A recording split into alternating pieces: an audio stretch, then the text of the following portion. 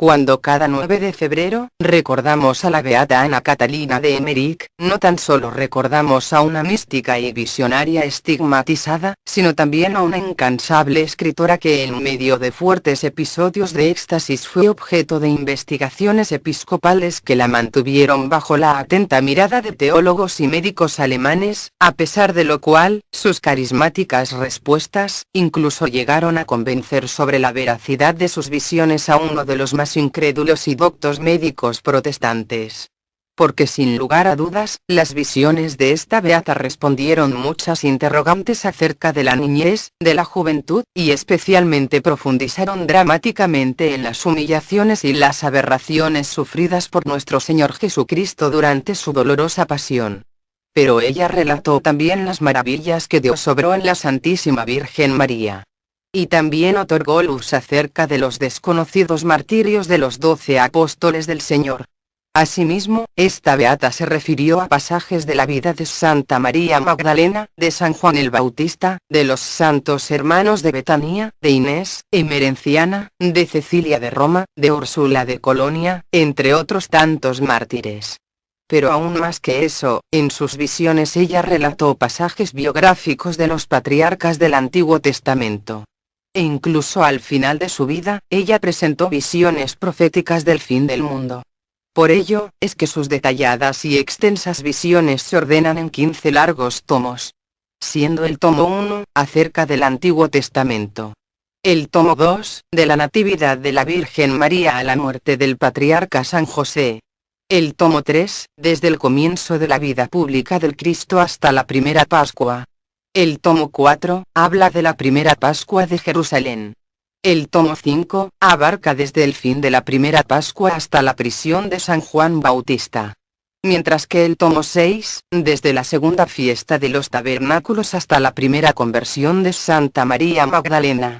El tomo 7, desde la conversión definitiva de Santa María Magdalena hasta la degollación de San Juan Bautista.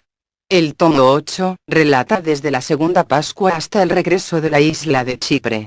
El tomo 9, se refiere al viaje de Jesús al país de los Reyes Magos y Egipto. El tomo 10, habla de las últimas enseñanzas de Jesús y entrada triunfal en Jerusalén. El tomo 11, profundiza en la amarga pasión de nuestro Señor Jesucristo. Mientras que el tomo 13, habla de las vidas de santos, de mártires y los apóstoles de la Iglesia primitiva. El tomo 14, se refiere al reconocimiento de reliquias. Y finalmente el tomo 15, el más famoso, se refiere a las visiones proféticas de Ana respecto al fin del mundo.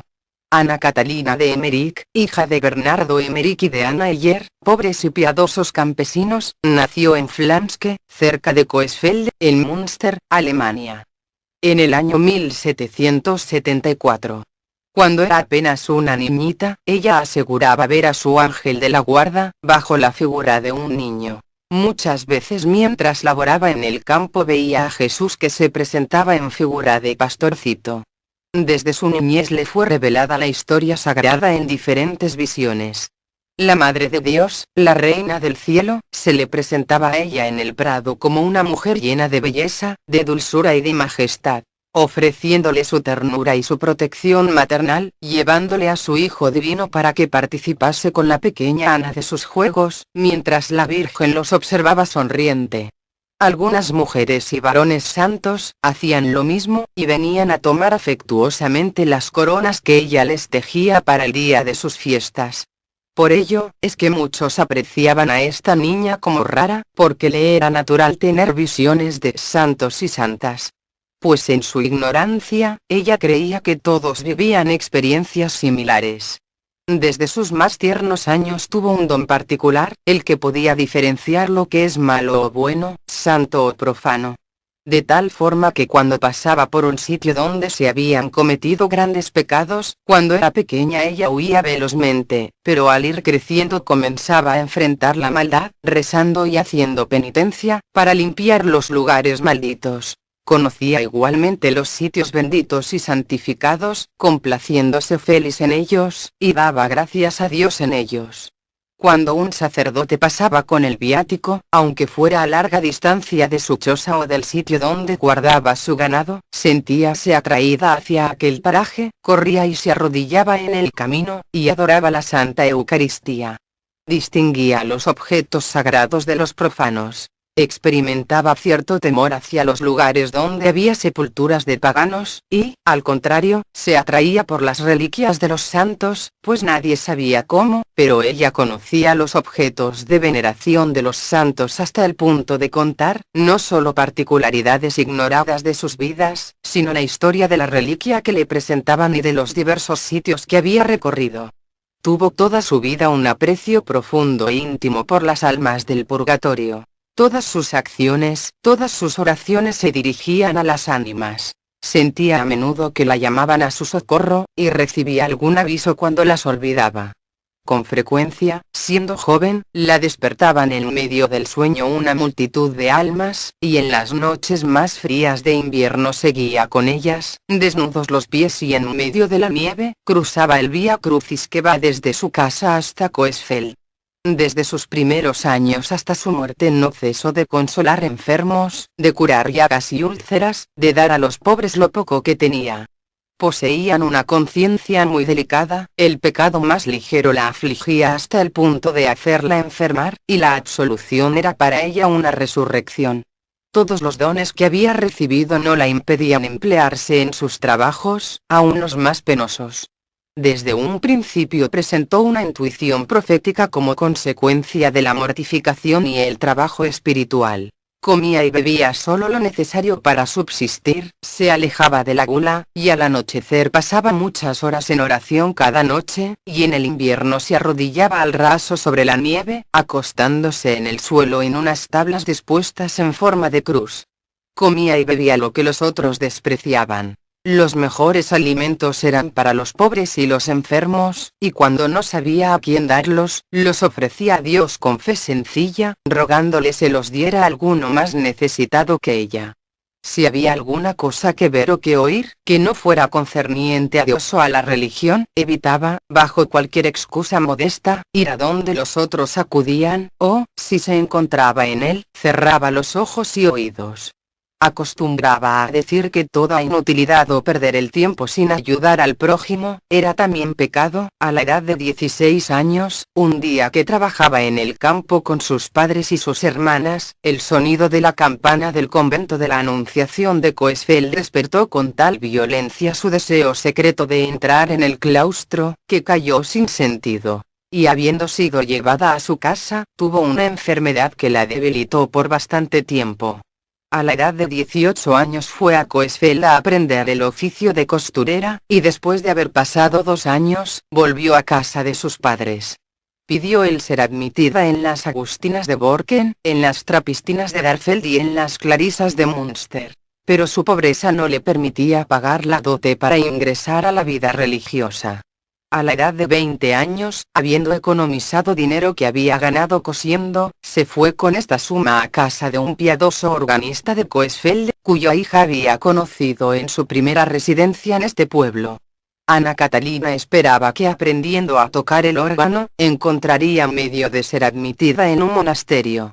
Pero su deseo irresistible de servir a los pobres y de socorrerlos no le dejó ningún tiempo para aprender la música, y poco después se despojó de todo, de tal manera, que su buena madre tuvo que llevarle pan, leche y huevos para ella y para los pobres a los que Ana protegía. Entonces su madre le dijo: «Nos causas mucho disgusto a tu padre y a mí con el deseo de separarte de nosotros para ir a un convento. Pero siempre eres mi hija querida. Cuando veo en casa el sitio donde te sentabas, mi corazón se parte al pensar que has dado tus ahorros y que ahora estás en la miseria. Pero yo te traigo con que mantenerte algún tiempo».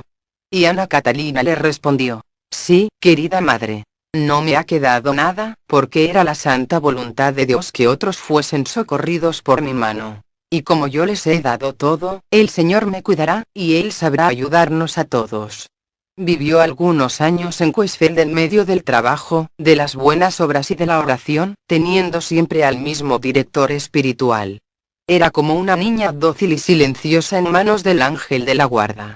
A la edad de 24 años recibió la gracia del culto especial a la pasión dolorosa de Cristo. Es esta el padecimiento corporal y visible de los dolores de su santa cabeza con la corona de espinas. Ella misma lo relata diciendo: 4 años antes de mi entrada en el convento, en 1798, me hallaba hacia mediodía en la iglesia de los jesuitas de Coesfeld, y estaba arrodillada delante de un crucifijo.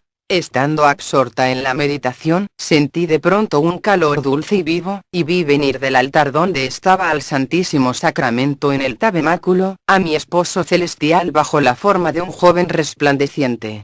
Su mano izquierda tenía una corona de flores, su mano derecha una corona de espinas, y me las presentó ambas para escoger.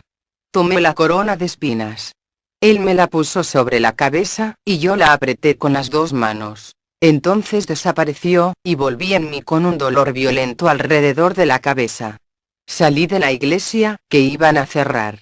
Una de mis amigas, que estaba arrodillada a mi lado, podía haber observado algo de mi estado. Al llegar a casa le pregunté si no veía alguna herida en mi frente, y le hablé en términos generales de mi sueño y del dolor violento que le había seguido.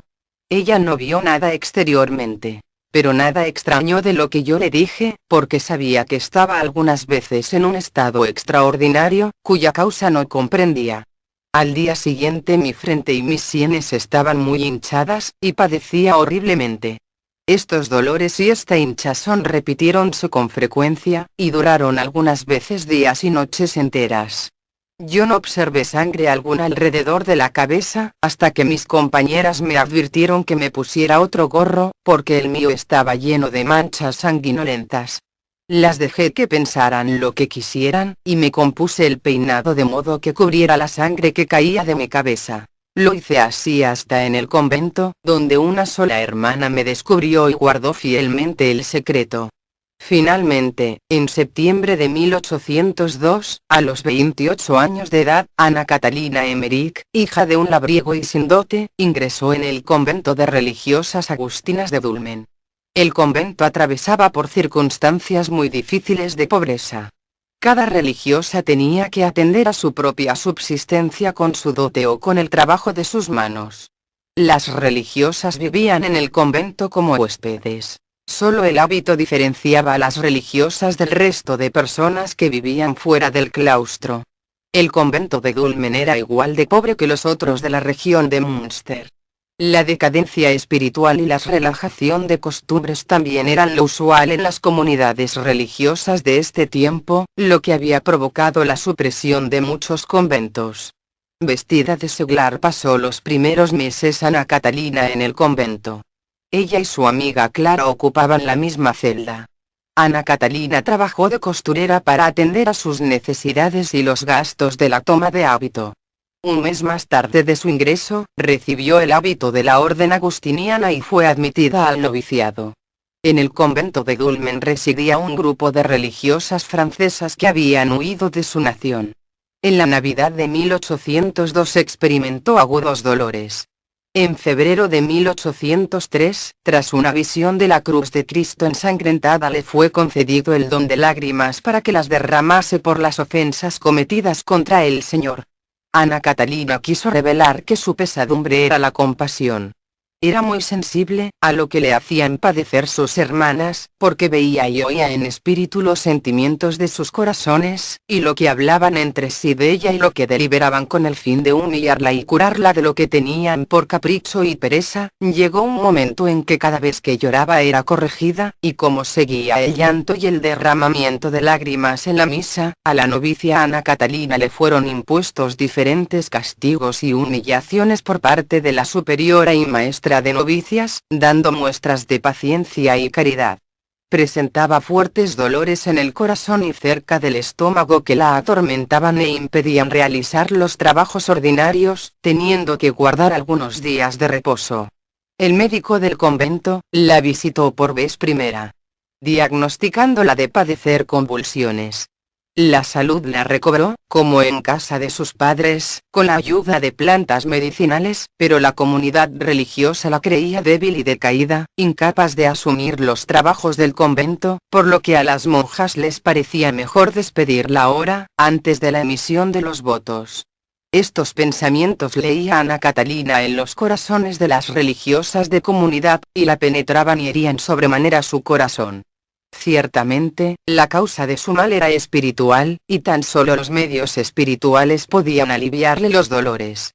Con penitencia y oración, humildad y amor quería Ana Catalina vencer los obstáculos que las religiosas le oponían para la emisión de los votos religiosos. El informe de la maestra de novicias, cuando se acercaba el fin del año de prueba, fue el siguiente: Ana Catalina siempre está contenta con la voluntad de Dios. Con frecuencia llora, pero no quiere decir la causa de su llanto porque no se atreve. Nada particular veo en ella digno de censura. Las religiosas opuestas a que profesase alegaban que en breve no le sería posible trabajar, lo que significaba una carga para el convento. La superiora sentenció que esa no era razón suficiente para despedir a Ana Catalina, pues además de ser muy discreta se mostraba hábil e ingeniosa, y por lo tanto podría ser útil para la comunidad. Así, una vez terminados los preparativos, no sin dificultad hasta que consiguió el pago de su dote, emitió la profesión religiosa en noviembre de 1803 como religiosa agustina en el convento de Dulmen. El día de la profesión estuvo radiante y feliz, derramando lágrimas de alegría, por haber celebrado su unión espiritual con Jesucristo, el Esposo Celestial. Los padres de Ana Catalina, que asistieron a la misa solemne, profesión y convite, se conmovieron de tal manera que ahora sí les era evidente que su hija había sido llamada por Dios a la vida religiosa. Las oraciones en común las hacía según lo prescrito en la regla de San Agustín, lo mismo que otros rezos de la comunidad, si bien prefería la meditación o conversación con Dios, al modo que lo hace un hijo con su padre. Al estilo de Santa Mónica de Hipona o de Santa Escolástica de Nursia. Así es como ella acudía a tratar con Jesucristo y con su madre, la Santísima Virgen, causándole en su espíritu gracia y alegría. A menudo participaba en la misa y recibía la comunión los jueves en honor del Santo Sacramento, intensificando la frecuencia durante algún tiempo respecto al resto de sus hermanas religiosas. En octubre de 1805 sufrió un accidente cuando ayudaba a otra religiosa, cayendo al suelo de espaldas y la canasta de ropa dio contra su cadera izquierda, produciéndole lesiones de cierta gravedad y fuertes dolores físicos que la postraron por 3 meses. Luego de lo cual, le aumentaron los dolores en la boca del estómago, aliviándose a veces para repetirse luego cuando trabajaba con mayor violencia, vomitando sangre. En esta situación ayudaba a la sacristana del convento, y también a tocar la campana, igualmente prestaba su colaboración en trabajos de jardinería, lavandería, planchado y costura de ropa. En 1807, pidió al Señor del participar de todos sus sufrimientos. Desde entonces comenzó a sentir dolores que procedían de ella misma, tanto en las manos como en los pies. Dada su delicada salud, las continuas enfermedades y dolores corporales que padecía, que aliviaba en lo posible con infusiones de flores y tallos, no le fue confiado cargo de especial relevancia en la comunidad. Su deber era ayudar a otras religiosas del convento, mostrándose en todo servicial, amable y prudente. Ana Catalina tenía clara conciencia de que su consagración era para servir a Dios a través de sus propios dolores, penas expiatorias que sufría amorosamente por su Salvador. El 3 de diciembre de 1811 fue suprimido el convento y cerrada la iglesia de Dulmen. Ana Catalina enfermó gravemente, temiendo algunas religiosas por su vida, pero entonces tuvo una aparición de la Madre de Dios, que le dijo: «Todavía no morirás. Aún se ha de hablar mucho de ti. No te aflijas, suceda lo que suceda, siempre serás socorrida». Como estaba tan enferma y débil no pudo abandonar su celda hasta la primavera de 1812. El capellán del convento agustino permaneció al lado de Ana Catalina, y cuando fueron finalmente desalojados del convento, la llevó consigo todavía enferma, en calidad de ama de llaves, a casa de una viuda de Rotters, en Dulmen. Ana Catalina lleva un cilicio de alambre y un escapulario de penitencia hecho con cerdas de caballo, que su director espiritual le manda se quite cuanto antes. En Pascua tuvo una pequeña mejoría, pero ya no podía levantarse, su estado empeoraría a partir de las 3 de la tarde del día 29 de diciembre de 1812, cuando desde la palma de sus manos le brotaba sangre. Ana había meditado en la pasión de Cristo, y le había pedido que me concediera participar de sus dolores, rezando 5 Padre Nuestros en honor de sus 5 llagas. Vi descender sobre mí una luz, que venía de arriba oblicuamente. Era un cuerpo crucificado, vivo y transparente, pero sin cruz. Sus heridas brillaban más que aquel cuerpo. Eran 5 aureolas, las cuales salían de la gloria del Señor. Luego descendieron, primero de las manos y después del costado y de los pies de la imagen de Cristo crucificado, 3 rayos rojos y brillantes, acabados en flechas, sobre mis manos, sobre mi costado y sobre mis pies. En febrero de 1813 se encontraba en oración, a eso de las 11:30 de la mañana, dice Ana Catalina. Fui arrebatada en éxtasis y transportada a la contemplación de la pasión de Cristo, y he visto con mis propios ojos el curso de ella con tanta exactitud, como si realmente hubiera sucedido en mi presencia. Este espectáculo conmovió mi alma. Sentí tristeza y al mismo tiempo alegría. Vi a la Madre de Dios y a muchos de los suyos. Seguí adorando al Señor, mi Salvador, y pidiéndole gracia para mí y para mis prójimos. Entonces me dijo él: He aquí mi amor sin límites, venid pues todos a mis brazos, y a todos os haré dichosos. En febrero de 1813 la dueña de la casa, Clara Sungen, comunicará a otras personas de la ciudad de Dulmen, acerca de los estigmas de Ana Catalina. De las llagas que padecía Ana Catalina comenzó a hablarse en la parroquia de Dulmen, a cargo del párroco Rensing. Inmediatamente las autoridades inician una primera investigación acerca de los estigmas, a tan solo un mes que se conociera la noticia de las heridas sangrantes de Ana Catalina Emmerich. En el informe médico dirigido por un doctor luterano, se lee: en el lado exterior de ambas manos hemos observado costras de sangre coagulada. Debajo de esta costra estaba rota la piel, las mismas costras se observaban en la parte superior y en el centro de la palma de los pies. Estas costras eran sensibles al tacto y por la del pie derecho había salido sangre hacía poco tiempo. En el hueso del pecho vimos unos rasgos circulares que formaban una cruz. Y algo más adentro una cruz ordinaria formada de rayas como de media pulgada. En el paño con que ella se ciñe la frente, se veían muchos puntos de sangre. Apenas un mes más tarde, arribarían al pueblo de Dulmen, una comisión mixta de más elevada alcurnia dirigida por el arzobispo de Münster, Clemente Freyer, en compañía de un teólogo y del doctor Drufel, sabio y afamado profesor, para examinar con rigor y detalladamente los fenómenos observados en Ana Catalina. El desarrollo del procedimiento duró más de 3 meses. Con este examen impedirían la propagación de falsas noticias que podían perjudicar a la fe cristiana y a la autoridad espiritual de la Iglesia. Todas estas personas coincidieron en que aquellas llagas no eran ficticias ni tampoco que habían sido causadas externamente por su aspecto y porque de ellas emanaba sangre en forma natural. Otro hecho que impactó a la comisión investigadora es que Ana Catalina estuvo durante 5 meses sin comer ni siquiera la cantidad equivalente a medio guisante. Pues ni sopa, ni café, ni chocolate soportaba su estómago, y como mucho tomaba media cucharada de caldo sin ningún acompañamiento. Este fenómeno recibe el nombre de inedia, o lo que es lo mismo, ayuno sobrenatural o abstinencia de cualquier alimento.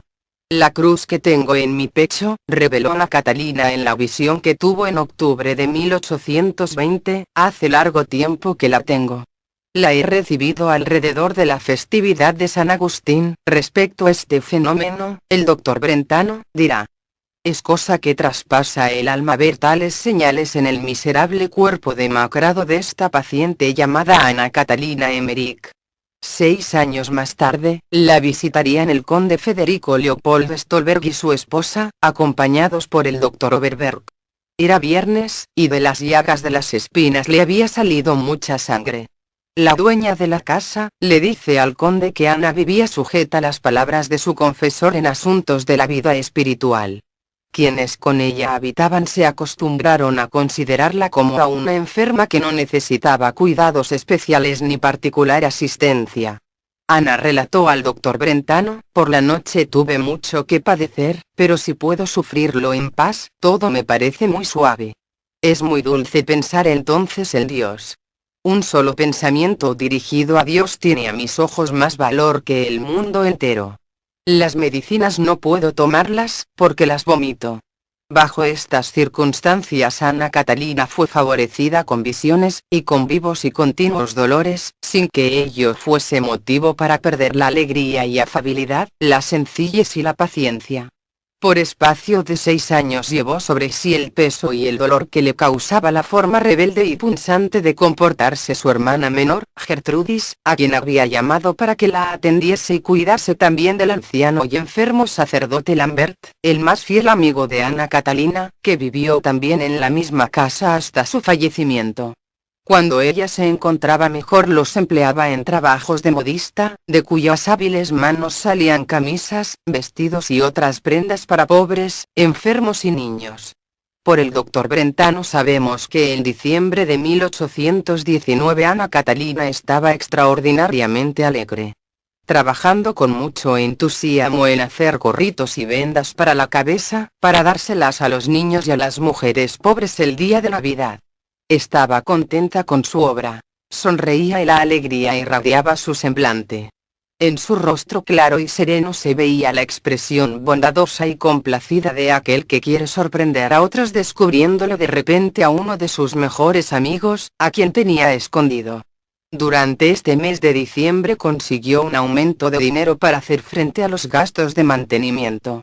Cosió y preparó ropa para niños pobres de vestidos viejos que le habían traído unos pobres. Vivos dolores y padecimientos soportó durante el mes de abril de 1820. El confesor ha rogado al párroco para que venga a orar por la enferma y a bendecirla, pues con esto siente alivio. Al día siguiente señala: toda la noche la ha pasado con violentísima fiebre sin querer beber nada. Hoy ha venido el pastor de Altern y le ha causado alivio orando por ella y bendiciéndola. El peregrino la halló en el lecho enteramente mudada. Después del mediodía, no cesaba de dar gracias a Dios por aquellos dolores, pues se sentía entre medio de ánimas benditas. Su hermana, que no conocía la ternura, al verla padecer aquellos dolores insufribles no pudo menos de romper a llorar. Los padecimientos de Ana Catalina continuarán sin descanso. En junio de 1820 los ofrecerá en forma de verdaderas labores de viñadora.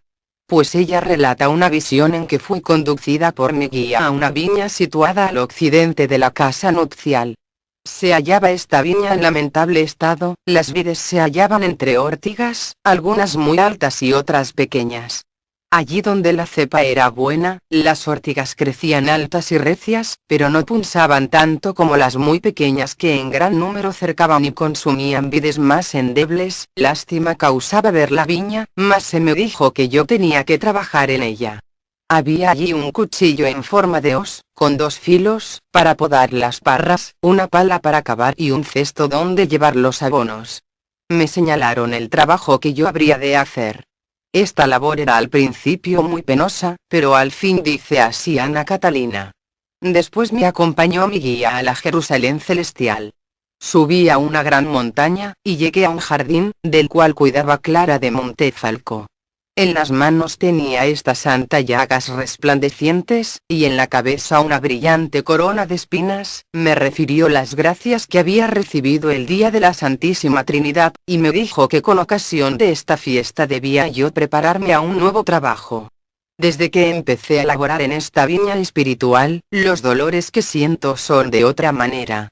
El trabajo en la viña continuó durante los días siguientes. El 2 de julio dijo: el trabajo de la viña ha terminado. Las ortigas de la viña significan las pasiones de la carne. Mi guía me dijo: has trabajado bien. Ahora tendrás algún descanso. Pero ese descanso nunca me llega.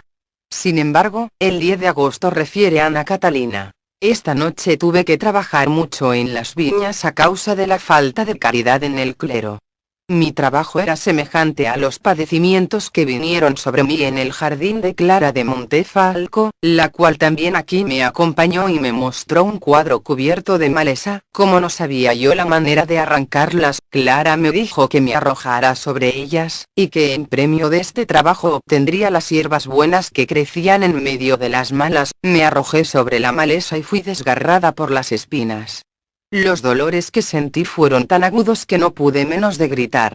El 22 de mayo de 1820 se le aparecieron San Agustín, junto a Santa Rita de Casia y Santa Clara de Montefalco. Las santas la prepararon a padecer dolores semejantes a los que ellas habían sufrido en su tiempo por adorar al Santísimo Sacramento. Clara y Rita le pidieron que tuviera paciencia y fortaleza para afrontar los pesares y los dolores, y que todo lo ofreciera en honor a Dios. Ellas, como hermanas en Cristo Jesús, la cuidarían. Una vez concluida la visión acerca del Santísimo Sacramento, Ana Catalina se levantó de la cama con el rostro radiante de alegría. Manteniéndose de pie, firme y segura, levantó las manos y recitó con voz tranquila todo el Te Deum. Nadie recuerda haberla visto en pie desde hacía 4 años. Al día siguiente comentó que San Agustín me acompañaba, estaba conmovida y muy contenta en su presencia, y me acusaba de no haberle honrado especialmente. Pero él me dijo: te conozco y eres mi hija. Le pedí que me concediera algún alivio en mi enfermedad, y él me dio un ramillete en que había una flor azul. Luego añadió: nunca sanarás por completo porque tu camino es camino de dolor. Pero si me pides consuelo y auxilio, me acordaré de ti y te ayudaré siempre. Muchas veces, Ana se veía en medio del jardín espiritual de Santa Clara de Montefalco. Los trabajos en el jardín espiritual, que le había anunciado esta gran santa, los empezó a padecer la víspera de la fiesta de la Santísima Trinidad y duraron hasta el miércoles 7 de junio de 1820. Así refiere el comienzo. Cuando supe que muchos reciben el sacramento de la penitencia sin la debida preparación, renové mis súplicas, pidiendo a Dios que se dignara darme algo que padecer para bien de ellos. Entonces empezaron a venir exteriormente sobre mí estos padecimientos. Aprecié que me herían agudas flechas de dolor. Finalmente, por la noche sentí en mi interior una pena tan viva como nunca la había experimentado. Hacia las 12 ya no podía soportar aquel tormento. En aquel trance con filial confianza acudí a mi padre San Agustín. El santo no dejó de oírme. Se mostró muy amorosamente, y me dijo por qué padecía yo aquellos dolores, y que no podía librarme de ellos, pues debía padecerlos en honor a los dolores de Jesús. Yo padecí entonces sin intermisión, pero con gran consuelo interior, considerando que padecía por amor en los padecimientos de Jesús, y que satisfacía por otros a la divina justicia. Conocí que con mis dolores prestaba auxilio a otros, con sincera confianza en la misericordia del Padre Celestial. Tras el último trabajo en el jardín, todos los miembros de Ana Catalina fueron martirizados con dolores insoportables y desfallecimiento. La misma Clara de Montefalco se le apareció y le dijo: has cultivado y ordenado el jardín del Santísimo Sacramento, y tu trabajo ya ha terminado. Pero estás muy abatida y quiero darte algún consuelo. Vi entonces, manifestó Ana Catalina, en aquel mismo instante a la santa descender resplandeciente del cielo, trayéndome un bocado triangular, en 2 de cuyas caras había impresa una imagen. Luego, en aquel punto desapareció. Comí aquel bocado con gran consuelo.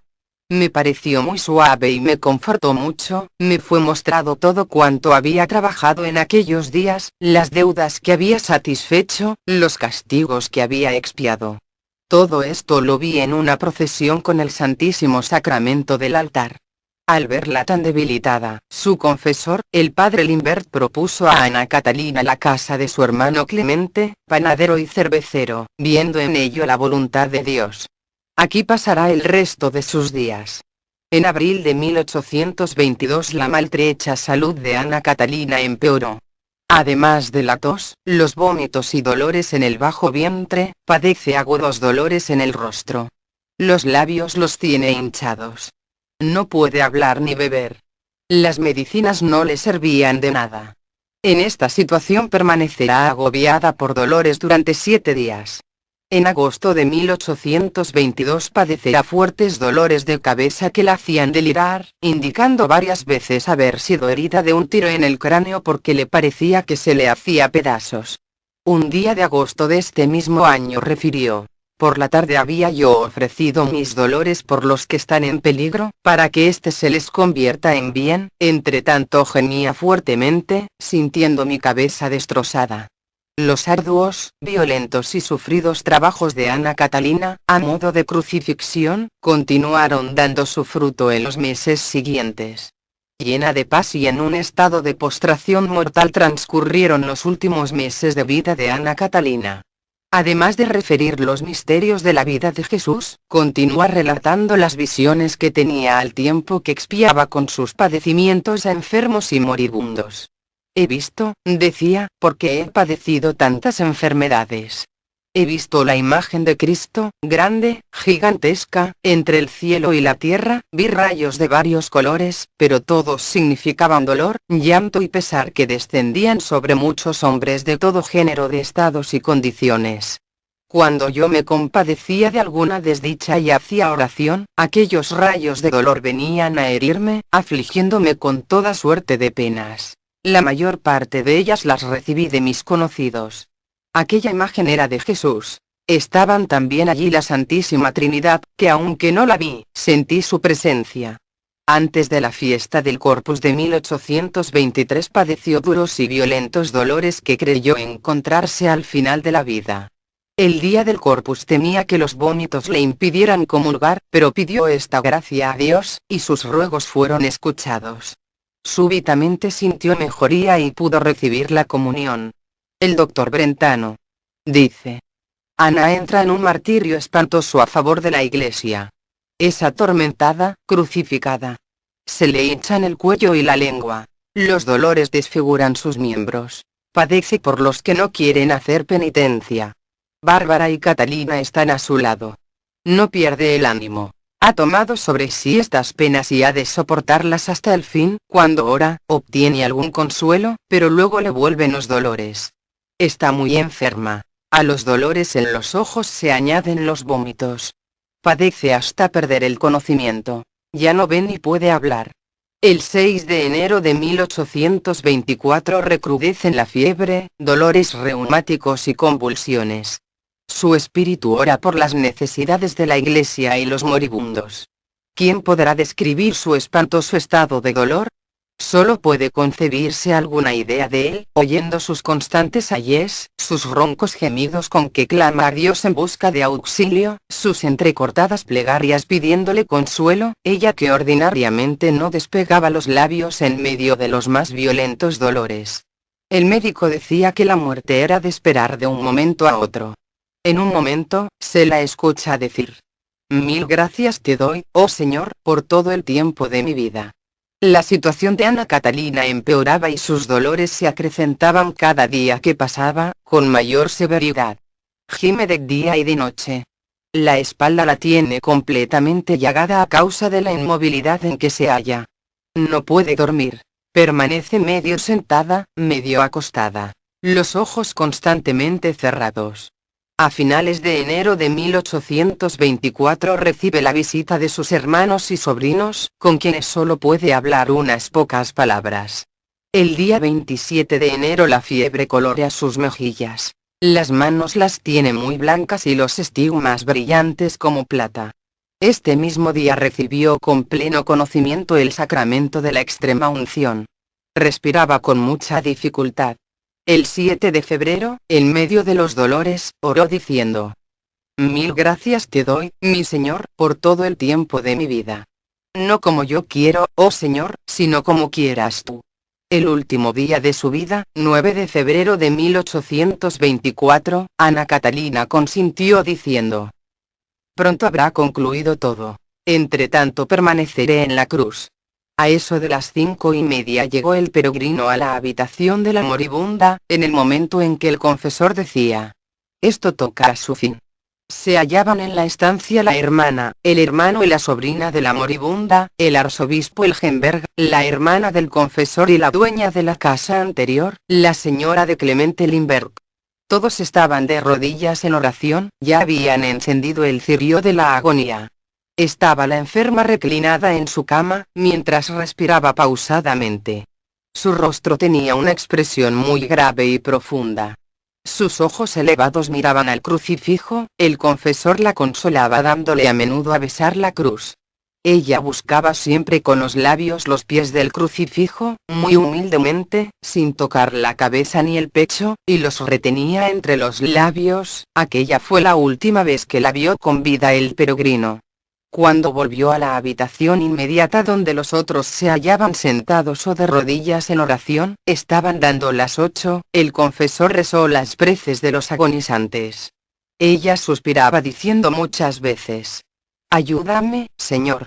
Ayúdame, Señor». Le puso el confesor en la derecha la vela de la agonía y tocó una campanilla de loreto, según era antigua costumbre en el convento agustino siempre que expiraba alguna religiosa, y dijo: «Ya se muere». Eran las 8:30 de la tarde. El cuerpo de Ana Catalina fue sepultado 4 días más tarde, el 13 de febrero.